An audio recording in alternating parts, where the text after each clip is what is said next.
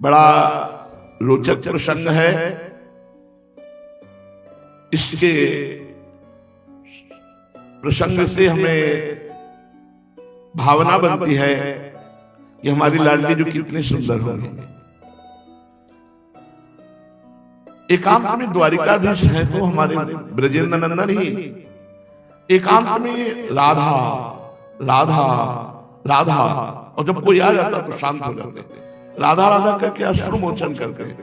एक दिन रुक्मिणी जी ने देखा और छुप गए, तो देखा प्रभु विकल हो गए, राधा राधा अश्रु प्रवाह। रुक्मिणी जी धीरे से गई, रहा नहीं गया और प्रभु के चरणों को चापते हुए कहा, प्रभु मैं आपसे एक बात पूछती हूं, वैसे तो मुझे त्रिभुवन सुंदरी कहते हैं, लक्ष्मी अवतार है, फिर भी सत्यभामा जी बहुत सुंदर है, जाम्बवती जी भी त्रिपुर सुंदरी अम्बा के ही अंश से,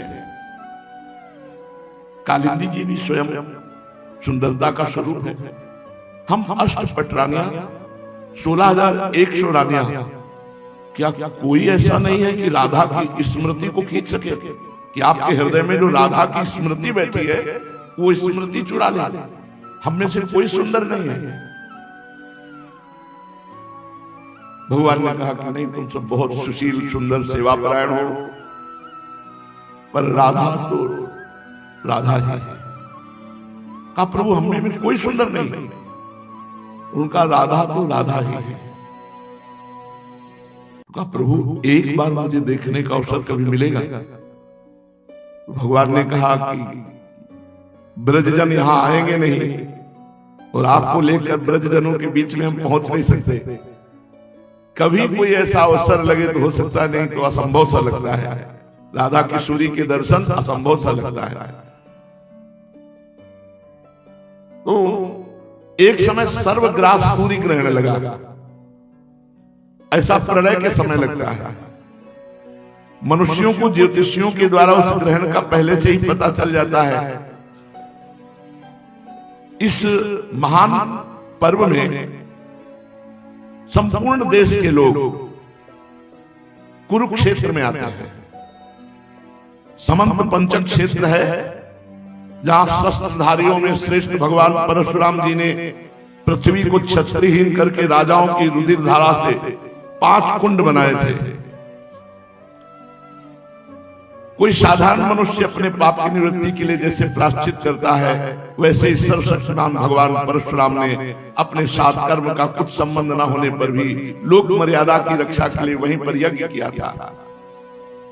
इस सर्वग्रहण सूर्य ग्रहण में भारतवर्ष के सभी प्रांतों की जनता प्राय आती है कुरुक्षेत्र में। उनमें से अक्रूर, वसुदेव, उग्रसेन आदि बड़े बूढ़े तथा गद, प्रद्युम्न, शांबादि अन्य यदुवंशी अपने अपने पापों का नाश करने के लिए सब कुरुक्षेत्र आए। प्रद्युम्न नंदन, अनिरुद्ध, यदुवंशी सेनापति कृतवर्मा, सुचंद, सुख, सारण आदि के साथ नगर की रक्षा के लिए द्वारिका में रह गए और प्रायः सब लोग आए। यदुवंशी एक तो स्वभाव से ही परम तेजस्वी, क्योंकि भगवान के अंश थे, और गले में स्वर्ण की माला, दिव्य हार, रत्नों के हार, हीरों के हार, पुष्पों के हार, बहुमूल वस्त्र, कवचों से सुसज्जित होकर बड़ी शोभा बढ़ गई। वे तीर्थ यात्रा के पथ में देवताओं के विमान के समान रथों, समुद्र की तरंगों के समान चलने वाले घोड़ों और बादलों के समान विशालकाय गर्जना करते हुए हाथियों और विद्याधरों के समान मनुष्यों के द्वारा ढोई जाने वाली पालकियों पर अपनी पत्नियों के साथ सवार होकर के कुरुक्षेत्र के मानो स्वर्ग के बड़े बड़े लोकपाल यात्रा कर रहे हो, ऐसी शोभा। महाभाग्यवान यदुवंशियों ने कुरुक्षेत्र में पहुंचकर एकाग्रचित से संयम पूर्वक स्नान किया और ग्रहण के उपलक्ष्य में निश्चित काल तक उपवास किया। जब ग्रहण संपन्न हुआ तो ब्राह्मणों को गौदान किया। ऐसी गौओं का दान किया जिन्हें वस्त्रों की सुंदर सुंदर झूले, पुष्पमालाएं, सोने की जंजीरें ये सब सजाई गई थी। इसके बाद जब ग्रहण का मोक्ष हो गया तो परशुराम जी के बनाए हुए कुंडों में यदुवंशियों ने बुद्धि पूर्वक स्नान किया। फिर बहुत से ब्राह्मणों को सुंदर सुंदर पकवान खवाया और अपने मन में संकल्प किया कि हमारे श्री कृष्ण के चरणों में हमारी प्रीति हो, हमारे श्री कृष्ण, हमारे प्रभु श्री कृष्ण के चरणों में हमारी प्रेम भक्ति हो, प्रीति हो, यही दान पुण्य का फल मांगा। भगवान श्री कृष्ण को ही अपना आदर्श और इष्ट देव मानने वाले यदुवंशियों ने ब्राह्मणों से अनुमति लेकर फिर प्रसाद पाया और ठंडी छाया वाले वृक्षों के नीचे अपने अपने अनुसार डेरा डाला, तंबू लगाए। अब जब विश्राम हो गया तो यदुवंशियों ने वहां आए हुए जनों से, अपने जनों से मिलने की प्रक्रिया शुरू की।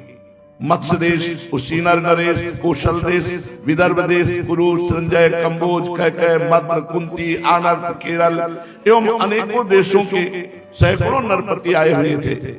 परीक्षित इसके अतिरिक्त परम हितैषी, परम बंधु नंद बाबा और समस्त ब्रज से गोप और गोपियां, ये सब वहां पहुंचे हुए थे।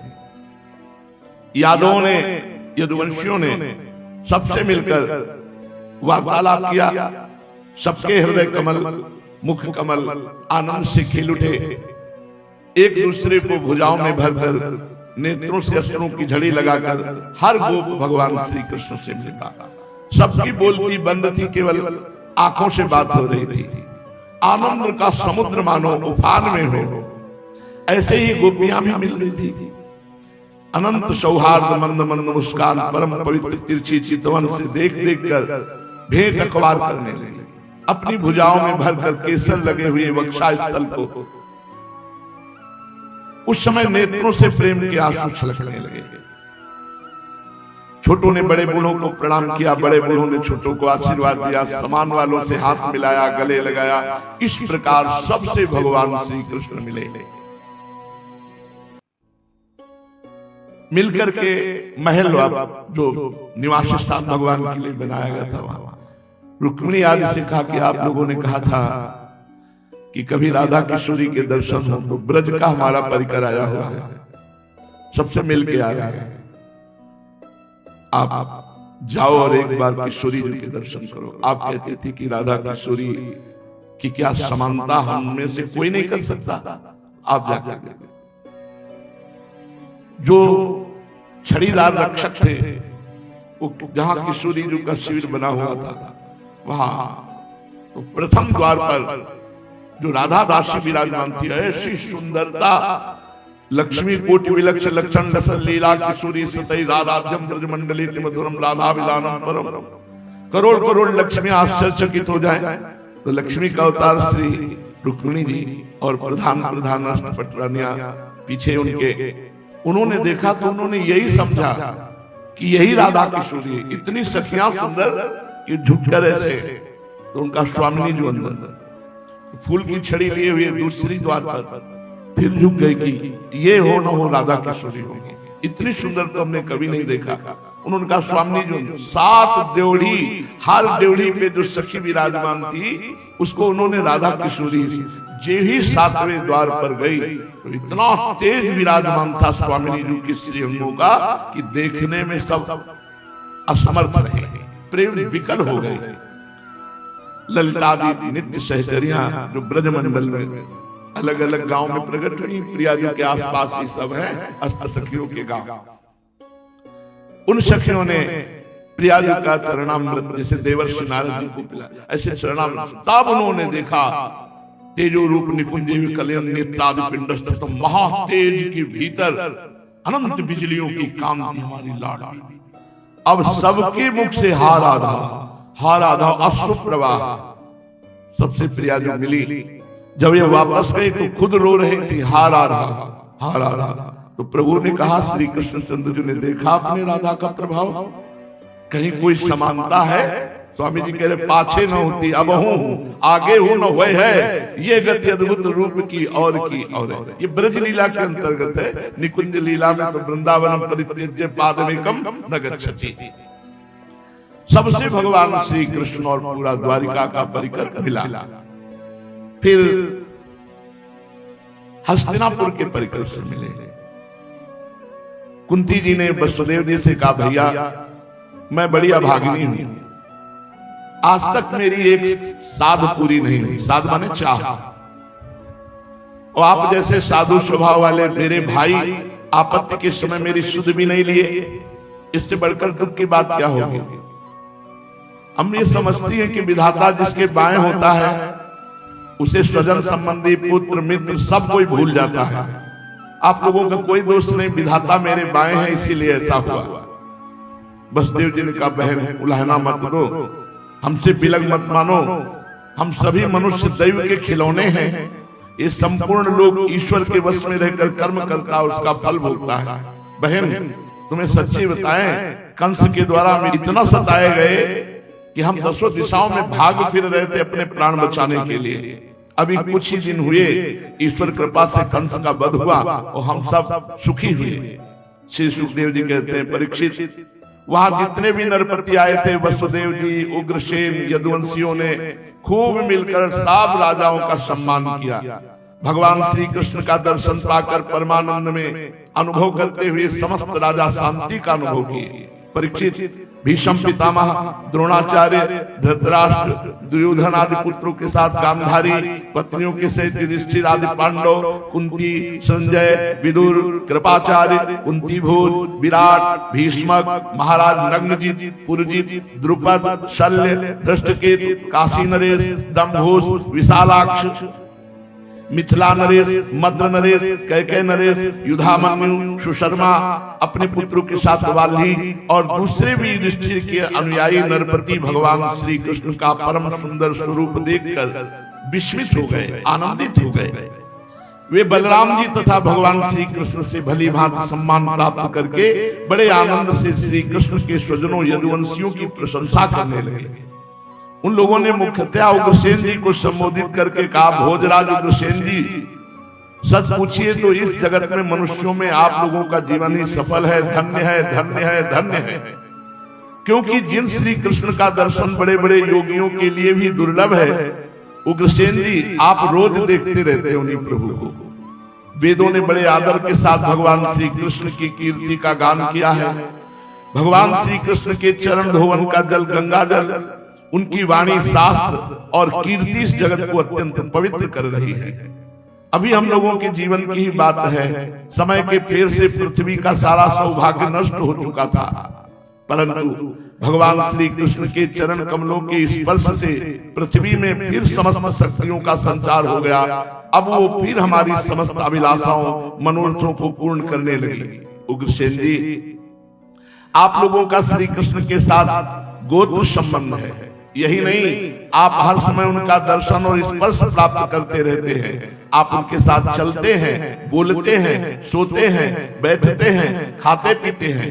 यूं तो आप लोग गृहस्थी की झंझटों में फंसे रहते हैं, जो सीधा नरक का मार्ग है यदि भजन ना हो तो।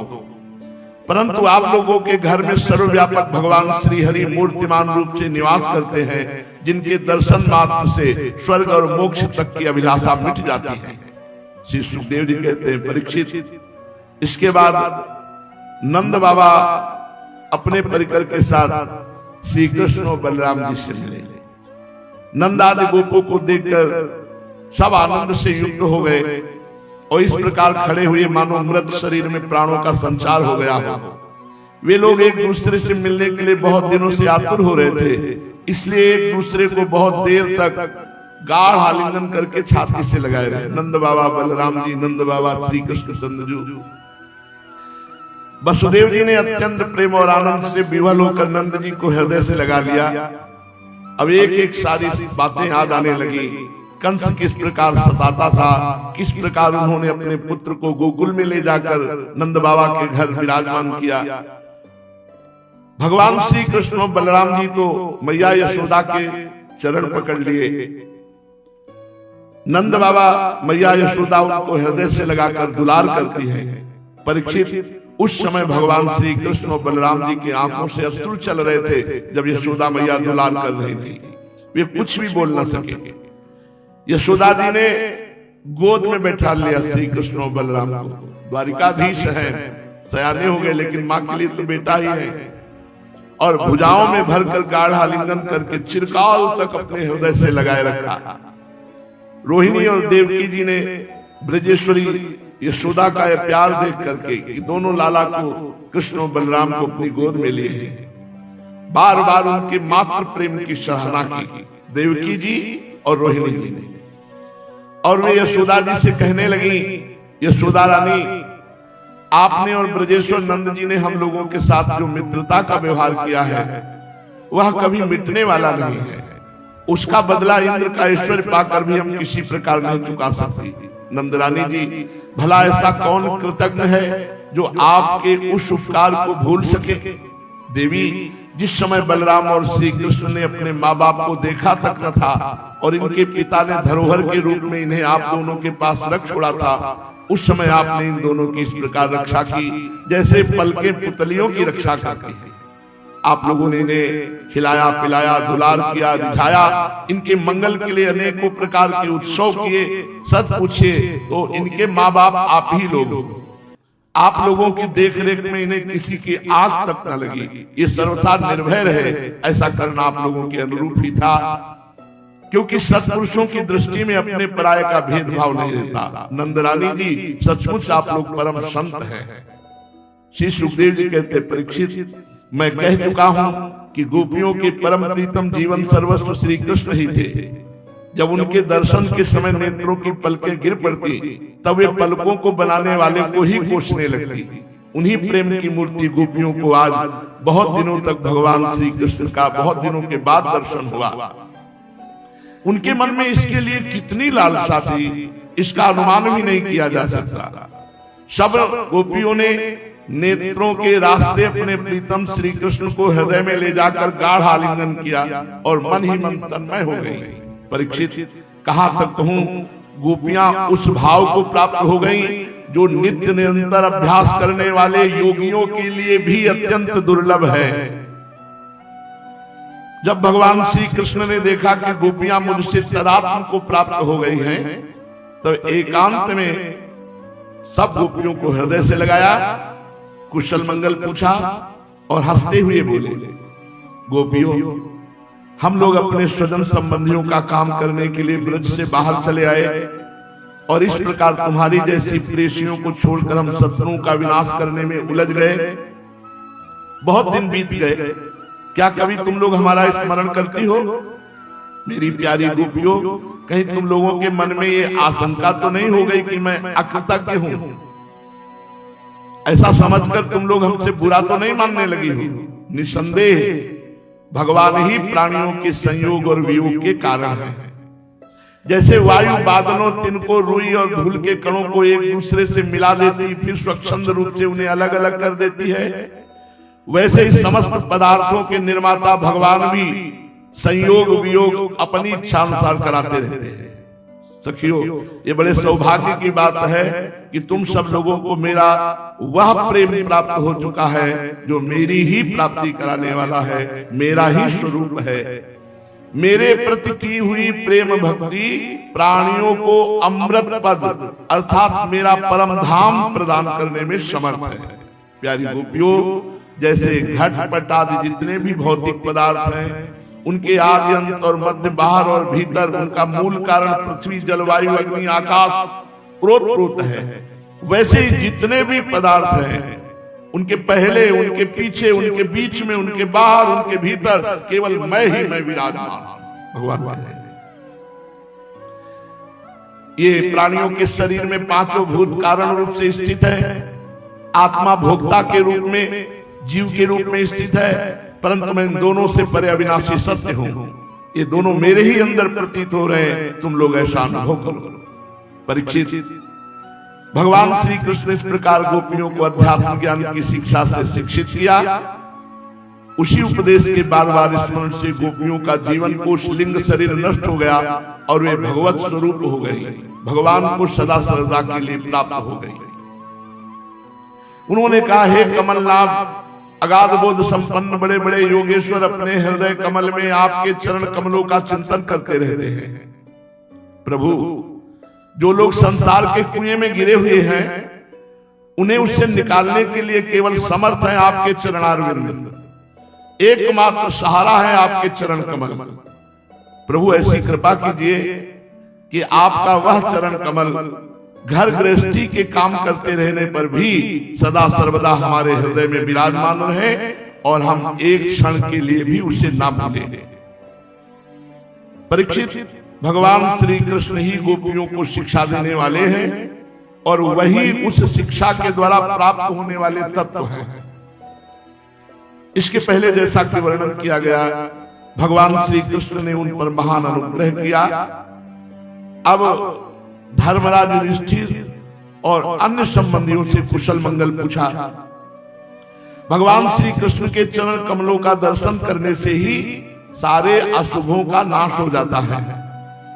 भगवान श्री कृष्ण ने युधिष्ठिर जी का सम्मान किया, कुशल मंगल पूछा और अत्यंत आनंदित होकर उनसे कहने लगे,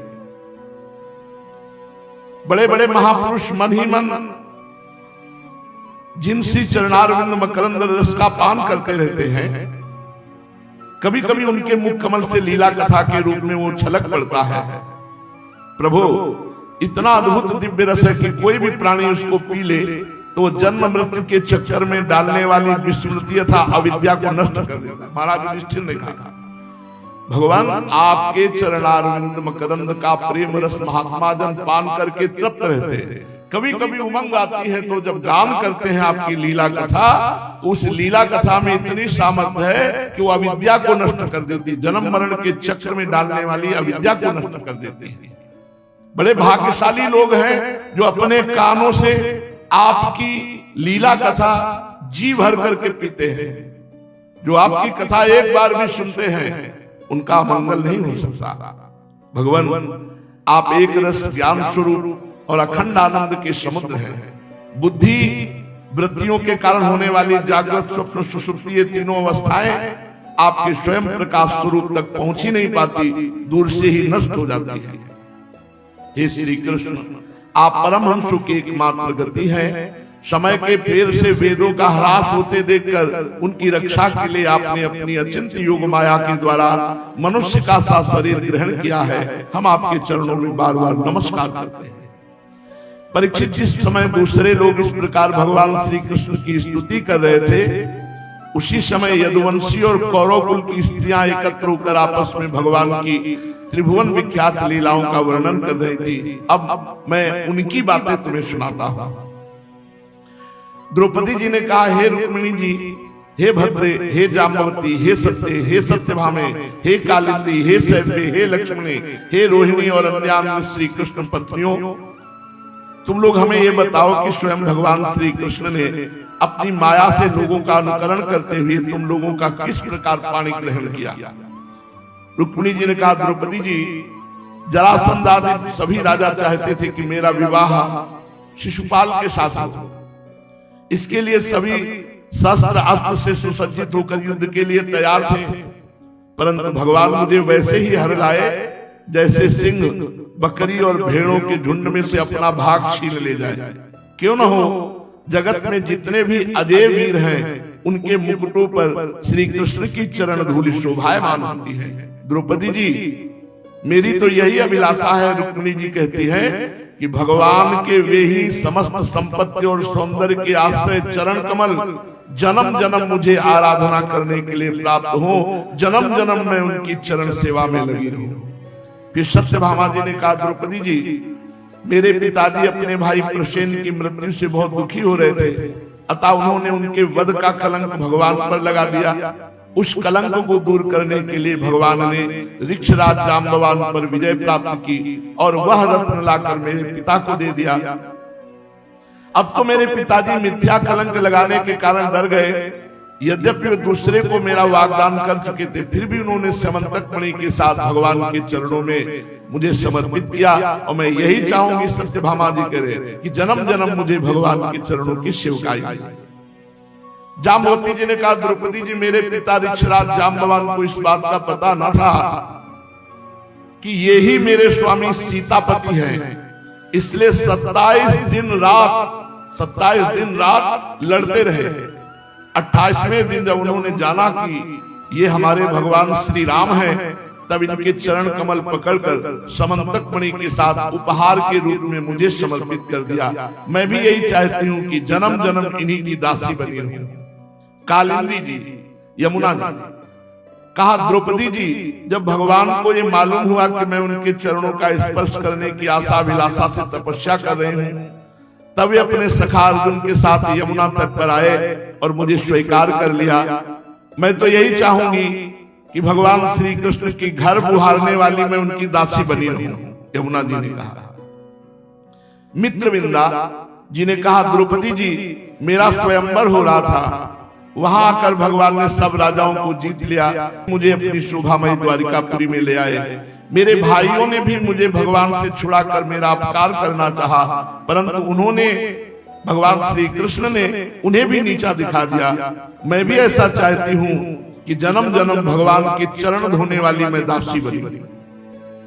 सत्या जी ने कहा, द्रौपदी जी, मेरे पिताजी स्वयंवर में आए हुए राजाओं के बल पौरुष की परीक्षा के लिए बड़े बलवान और पराक्रमी तीखे सींग वाले 7 बैल रख छोड़े थे। उन बैलों ने बड़े बड़े वीरों का घमंड चूर चूर कर दिया था। उन्हें भगवान ने खेल खेल में झपट कर पकड़ लिया, नाथ लिया और बांध दिया, ठीक वैसे ही जैसे छोटे छोटे बच्चे बकरी के बच्चों को पकड़ लेते हैं। इस प्रकार भगवान बल पौरुष के द्वारा मुझे प्राप्त करके चतुरंगिणी सेना और दासियों के साथ द्वारिका ले आए। मार्ग में जिन क्षत्रियों ने विघ्न डाला उन्हें जीत लिया। मेरी भी यही अभिलाषा है कि जन्म जन्म भगवान की मुझे सेवा का अवसर मिले। श्री भद्रा जी ने कहा, द्रौपदी जी, भगवान मेरे मामा के पुत्र हैं, मेरा चित्त इन्हीं के चरणों में अनुरक्त हो गया था। जब मेरे पिताजी को यह बात मालूम हुई तब उन्होंने स्वयं भगवान को बुलाकर अक्षोणी सेना बहुत सी दासियों के साथ मुझे इन्हीं के चरणों में समर्पित कर दिया। मैं अपना परम कल्याण इसी में समझती हूँ कि कर्म के अनुसार मुझे जहां जहां जन्म लेना पड़े, मैं सर्वत्र इन्हीं भगवान श्री कृष्ण के चरण कमलों का संस्पर्श प्राप्त करूं।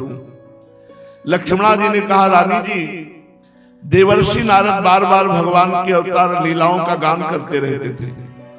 उसे सुनकर और सोचकर कि लक्ष्मी जी ने समस्त लोकपालों का त्याग करके भगवान का ही वरण किया, मेरा चित्त भगवान के चरणों में आसक्त हो गया। द्रौपदी जी, मेरे पिता बृहदसेन मुझ पर बहुत प्रेम रखते थे। जब उन्हें मेरा अभिप्राय मालूम हुआ कि मैं श्री कृष्ण से प्रेम करती हूँ, तब उन्होंने मेरी इच्छा की पूर्ति के लिए उपाय किया। द्रौपदी जी, जिस प्रकार पांडव वीर अर्जुन की प्राप्ति के लिए आपके पिता ने स्वयंवर में मत्स्यवेद का आयोजन किया था, उसी प्रकार मेरे पिता ने भी किया। आपके स्वयंवर की अपेक्षा हमारे यहाँ ये विशेषता थी कि मत्स्य बाहर से ढका हुआ था, केवल जल में ही उसकी परछाई दिख पड़ती थी। कहाँ मत्स्य ये दिखाई नहीं दे रहा, केवल जल में परछाई पड़ी हुई, और उसकी आंख को वेदना घूमते हुए मत्स्य, ये केवल भगवान ही कर सकते थे।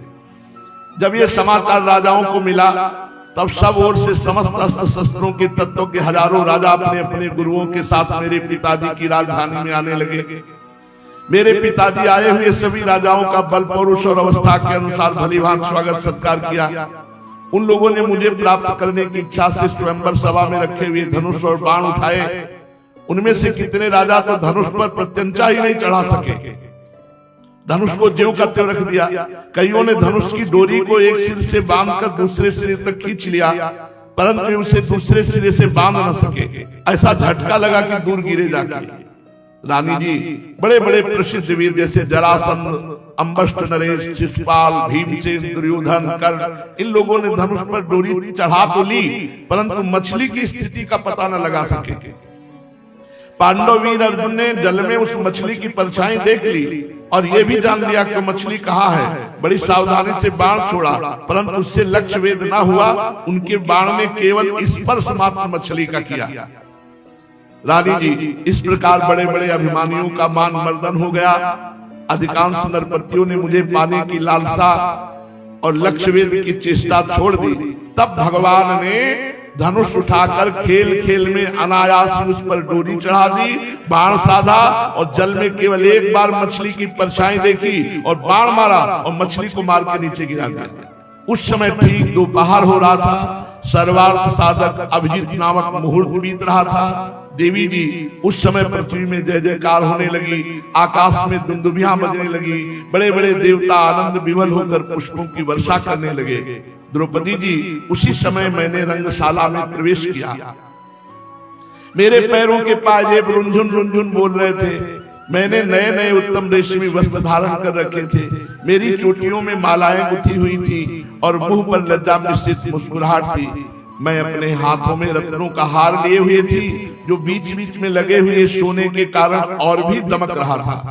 द्रौपदी जी, उस समय मेरा मुखमंडल घनी घुंघराली अलकों से सुशोभित हो रहा था। कपोलों पर कुंडलों की आभा पड़ने से और भी दमक उठा था।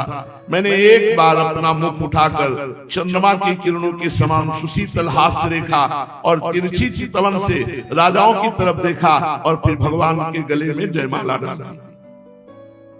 मैंने ज्यों ही वरमाला पहनाई त्यों ही मृदंग, पखावज, शंख, ढोल, नगारे आदि बाजे बजने लगे। नट और नर्तकियां नाचने लगी, गवैये गाने लगे। द्रौपदी जी, जब मैंने इस प्रकार अपने स्वामी प्रीतम भगवान को वरमाला पहना दी, उन्हें वरण कर लिया, तब कामातुर राजाओं को बड़ा डाह हुआ। वे चिढ़ गए। भगवान ने अपने श्रेष्ठ 4 घोड़ों वाले रथ पर मुझे चढ़ा लिया और हाथ में सारंग धनुष लेकर कवच पहनकर युद्ध करने के लिए रथ पर खड़े हो गए। दारुक ने सोने के साथ सामान से लदे हुए रथ को जब राजाओं के सामने से द्वारिका के लिए हाँक दिया, तो जैसे कोई सिंह हरिणों के बीच से अपना भाग ले जाए, उनमें से कुछ राजाओं ने धनुष लेकर युद्ध के लिए सज धज कर भगवान का पीछा किया। भगवान ने उन्हें सारंग धनुष की मार से ही रोक दिया। रानी जी, सारंग धनुष के छूटे हुए तीरों से किसी की बाह कट गई, किसी के पैर कट गए, किसी की गर्दन उतर गई। बहुत से लोग रणभूमि में सदा के लिए सो गए, बहुत से रणभूमि छोड़कर भाग गए।